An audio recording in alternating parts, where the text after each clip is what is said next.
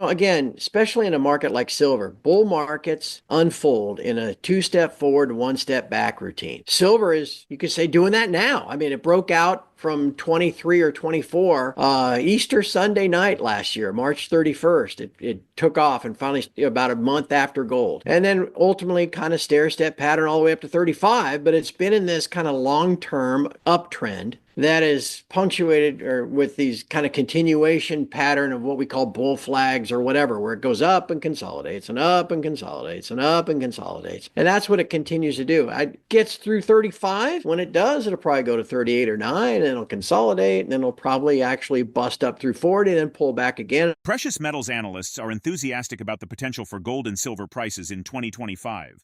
Notably, CraigHemke from the TF Metals report shares an inspiring outlook, highlighting that both metals might be on the verge of an exciting upward trend. In particular, he sees great promise for silver, predicting that it could break through essential price levels in the upcoming year. Hemke is optimistic about silver, predicting it could exceed $35. Initial targets were $38 to $39 before consolidating. He sees potential for it to surpass $40, though pullbacks may occur. Silver is trading around $30.60, facing challenges from a strengthening U.S. dollar and expectations regarding Federal Reserve interest rates. Despite the short-term fluctuations, retail traders are strongly bullish. A recent Kitco News survey shows that many are optimistic about silver rising above $40 in 2025, which reflects robust investor confidence in the precious metals market. Gold also presents an equally thrilling picture. Hemke notes that gold has already seen an impressive 26% price increase. This surge is attributed to several factors, including unexpectedly shallow price corrections that triggered an earlier breakout in March. With gold currently trading above $2,760 per troy ounce, the highest level we've seen since early November, it's clear that this precious metal is exhibiting remarkable strength. Looking ahead, projections for gold are optimistic, with the long forecast predicting prices could reach $3,150 in 2025 and potentially hit between $3,150 and $3,356 by year-end. Hemke notes that these movements indicate a dollar devaluation against gold, generating excitement in the market. Despite challenges, analysts see promising opportunities for gold and silver in the coming year, influenced by monetary policy, global uncertainties, and changing investor sentiments. Before we get into more details in this video, we'd love for you to subscribe to our channel and hit the bell icon so you're constantly updated with our latest content. Well, again, especially in a market like silver, bull markets unfold in a two-step forward, one-step back routine. Silver is, you could say, doing that now. I mean, it broke out from 23 or 24 Easter Sunday night last year, March 31st. It took off and finally about a month after gold. And then ultimately kind of stair-step pattern all the way up to 35, but it's been in this kind of long-term uptrend that is punctuated or with these kind of continuation pattern of what we call bull flags or whatever, where it goes up and consolidates and up and consolidates and up and consolidates. And that's what it continues to do. It gets through 35. When it does, it'll probably go to 38 or 9, and it'll consolidate, and then it'll probably actually bust up through 40 and then pull back again. And I think I have it probably finishing closer to 38 would be my thought.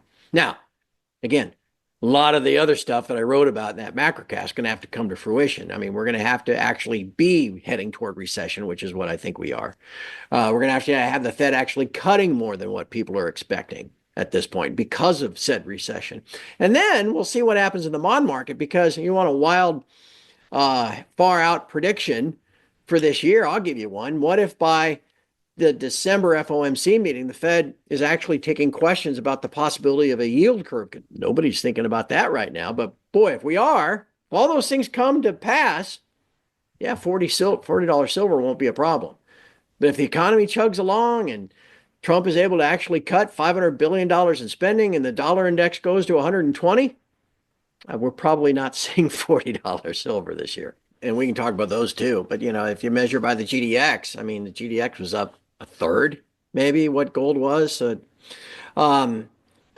regarding gold, I think what I didn't give enough credence to is something that you and I have talked about multiple times over the last couple of years.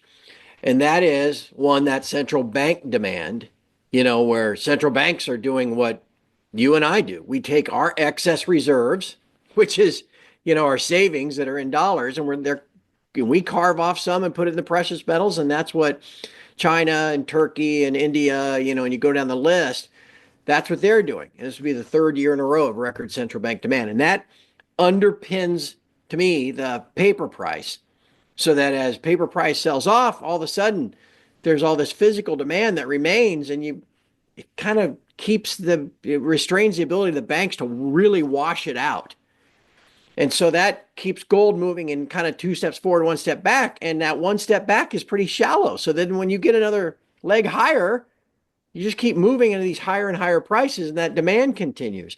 But the other thing, Chris, that I think, I don't know, I gave a lot of thought to and thought it was very important at the time, but I think now I'm seeing it more and more in other places. Other people starting to go, yep, that was a big deal. When the Ukraine war started back in 2022, in that first weekend of March, after the war had been going on for about 10 days, the U.S. did two things. They kicked Russia out of SWIFT, and they confiscated. And now Yellen, before she was finally kicked to the curb yesterday, was starting to use the Russian assets for loans. They're basically stealing those assets now that they froze. I mean, Russia had estimates $300 billion, $350 billion of their own foreign currency reserves that were held outside of Russia. And the U.S. and the EU, the IMF froze those assets that Russia couldn't have them. And now they're starting to use them to raise cash to rebuild Ukraine, all this kind of stuff. Anyway, look, I don't want to get into merits. She's sorry, though. Oh, yeah, right. Exactly. I don't want to get in the merits of the political part of this. The message that those two things sent to the rest of the world that said, wait a second, hold on, we might be getting along fine with the U.S. right now, but there's probably going to come a time where our interests conflict with theirs. Are they going to cut us off too? We better start being a little more proactive about this. Now, let's delve into the silver market, which features a fascinating trading landscape. The interaction between COMEX futures and physical markets is critical, and Hemke expects substantial market developments as the March contract approaches. He suggests that the potential spread could widen from 65 cents to possibly even $1. The symbiotic relationship between the COMEX exchange in the United States and London's spot market is central to silver trading. The exchange for physical mechanism enhances this connection, allowing for effortless conversion between futures contracts and physical positions. This arbitrage tool enables traders to take advantage of price discrepancies across different markets and contract maturities, allowing for a rich array of trading strategies. Currently, February gold contracts are driving market dynamics, thereby increasing vault totals. However, Hemke foresees that the upcoming March contract could fundamentally alter silver trading strategies. The anticipated widening of the spread suggests volatility and a host of opportunities for savvy investors closely monitoring movements in the physical silver market.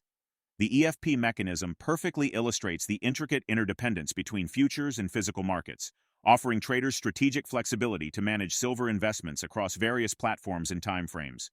Let's return to the interview to explore more insights.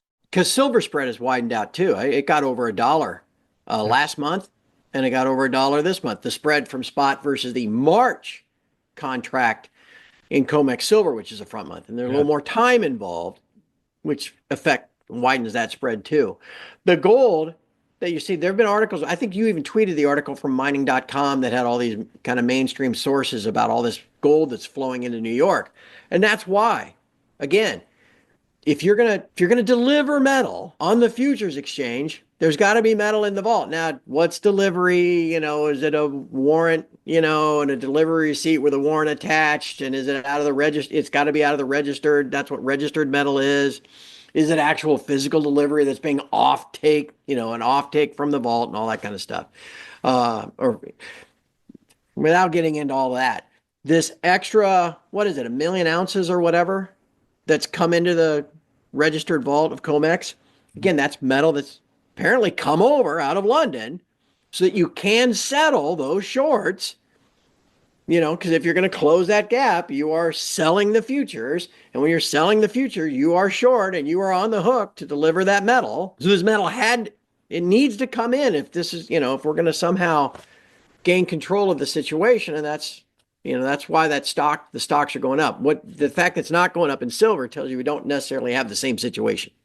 You Yep. could also say maybe they're in the silver. I don't know.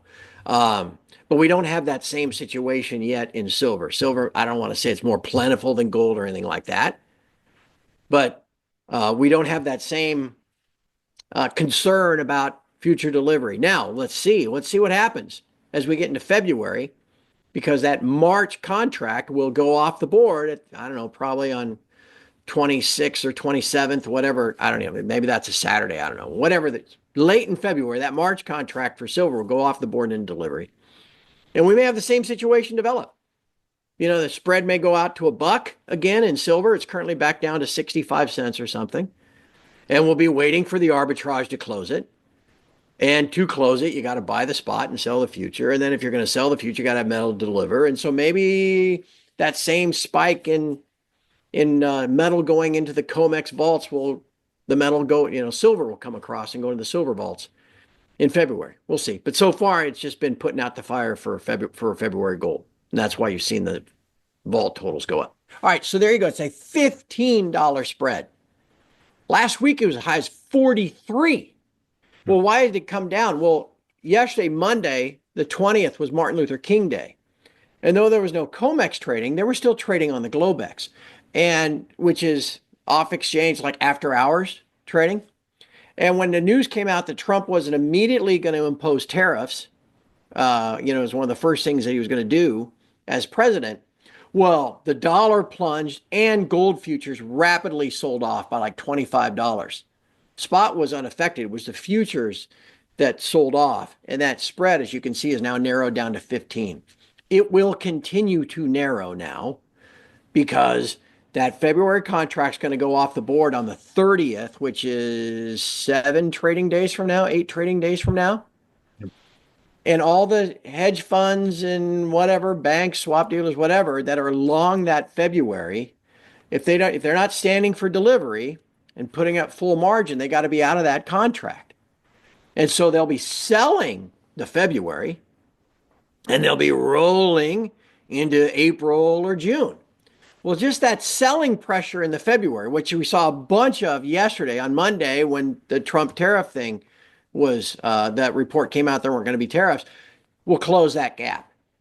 Okay, this will happen. I have no doubt in my mind. And then we'll start looking at the gap versus April. Most important is, why is there a gap? That's what we can't lose track of. Why is that spread so wide? It should never be more than a couple of dollars, maybe 5, 6, 8. Why to get to 43? Why was there a sudden lack of confidence that if you bought today at spot, you'd have the metal to deliver against that futures contract that you sold in February? Do you see what I mean? Understanding the relationship between the gold and silver futures markets and the physical market in London is crucial for determining prices and ensuring efficient delivery. Investors can exchange futures contracts for actual gold or silver, allowing them to leverage price differences between the two markets. This process helps balance supply and demand in the futures market while enabling traders to capitalize on price fluctuations across various contract maturities. This integration is vital for stabilizing gold and silver prices, facilitating a smooth connection between the paper and physical markets. What do you think about the relationship between futures and physical markets in gold and silver? Do you believe this connection is key to price stability? I would love to hear your thoughts in the comments below. If you found this video insightful, don't forget to like, subscribe, and hit the bell icon for even more valuable updates. Thank you for watching, and stay tuned for more exciting content.